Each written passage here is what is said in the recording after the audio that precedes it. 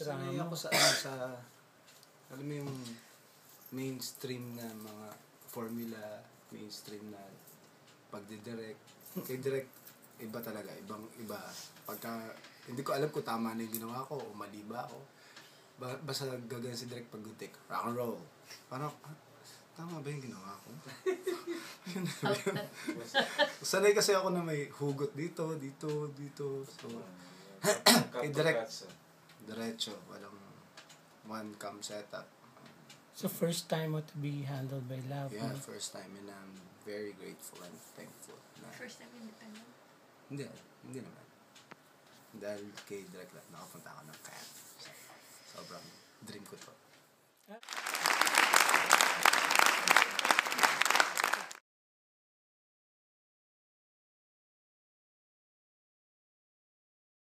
Ano pakiramdam the ovation? The long ovation? Hanggang ngayon, kinakabahan pa rin. Before, hanggang ngayon matapos, ito, kinakabahan pa rin ako. So, very, very happy and overwhelmed.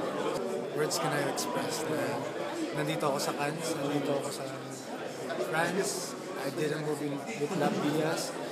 Hanggang ngayon, hindi pa rin ako makapaniwala. It's because of Direct Love.